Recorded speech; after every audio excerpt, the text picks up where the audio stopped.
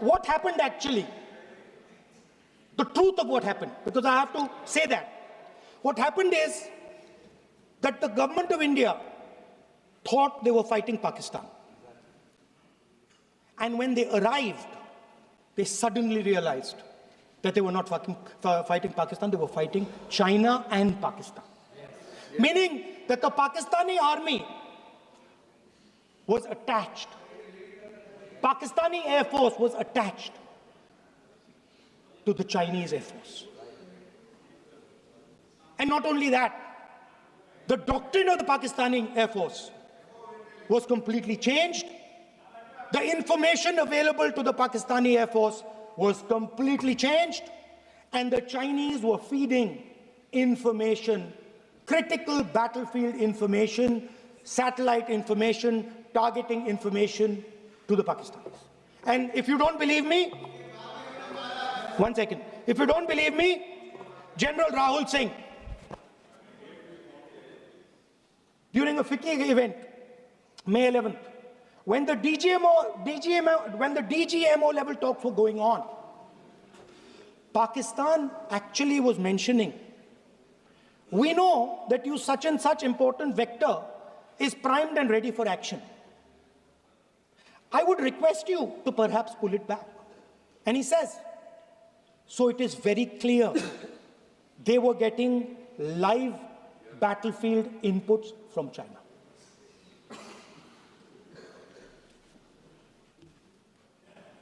If you had listened to me here, you would not have lost those 5 planes. If you had listened to me and you had said that yes, the Chinese and the Pakistanis are fused,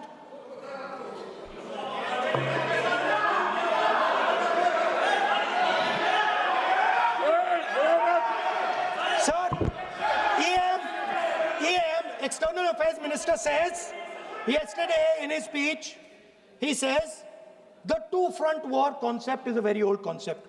I don't know what he's talking about. The two-front war concept is gone. It doesn't exist anymore. There is now a unified front concept where there is only one unified single front, and war is going to be held on multiple domains: space, electromagnetic, cyber, undersea, air, space, air, land, sea.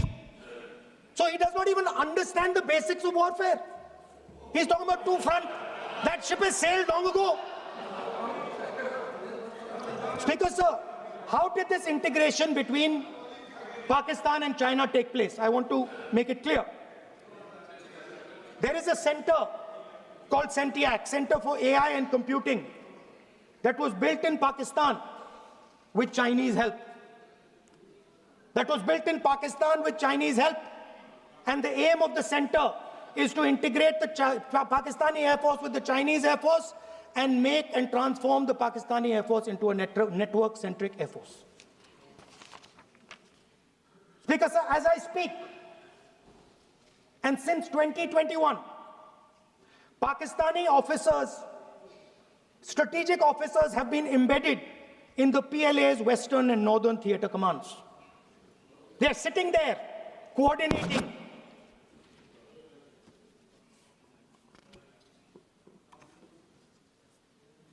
So it is important to understand that you did not have political will, that you did not give freedom of maneuver, but there is another problem. And the problem is that we are now facing not just China, not just Pakistan, but China and Pakistan fused as one militarily. Speaker, sir, it is dangerous in this time for the Prime Minister to use the forces to protect his image. It is dangerous for the country. The forces should only be used in national interest. The forces should be used with freedom. If you want them to be used, you want to unleash a tiger, free him. Do not tie his hands behind his back. Do not go to the Pakistanis and say, listen, don't escalate. Then go all the way. Then fight properly and defeat them once and for all. Don't have President Trump tell you that I have stopped the war 29 times. Have the courage to tell him, no, to hell with you. You can't stop any war. We're going to fight.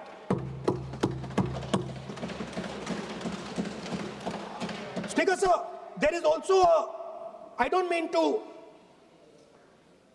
keep mentioning External Affairs Minister, but it comes up because he's central to this discussion.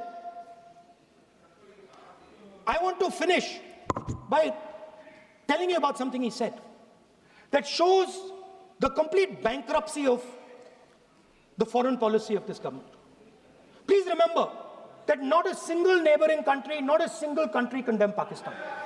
Not one. They condemned terrorism, they didn't condemn Pakistan. This is something that he didn't say. Now listen to what he has to say.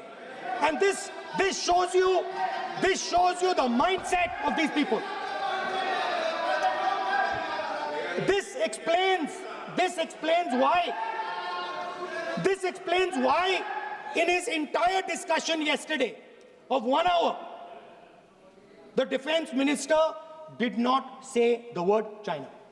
This explains it. And let me read the quote from the External Affairs Minister. Look,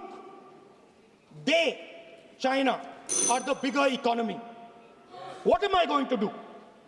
As a smaller economy, am I going to pick a fight with the bigger economy?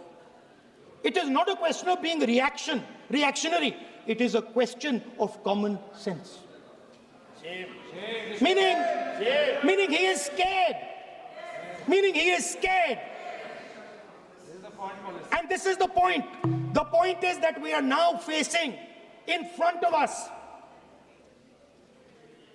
Chinese and Pakistani fusion. And it is a very dangerous time.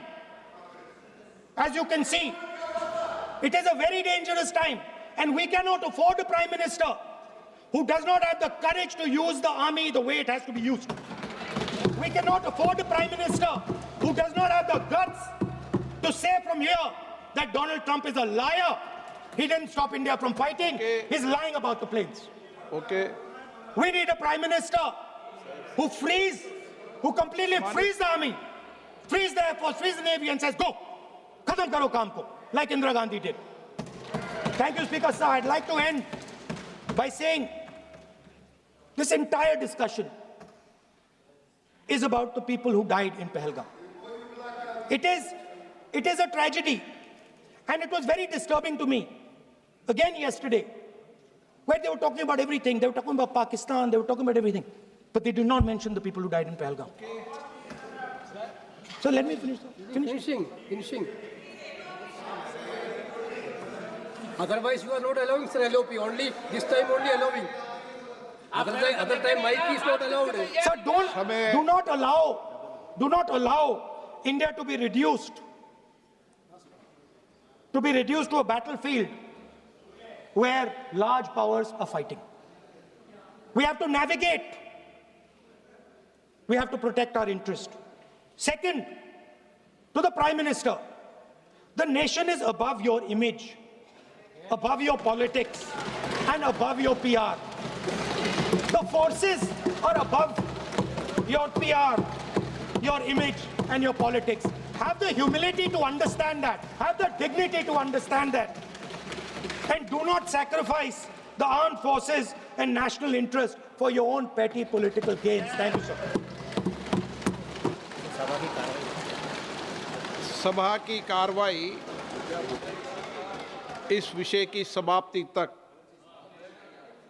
बढ़ा दी जाए। Doctor Sambit Patra,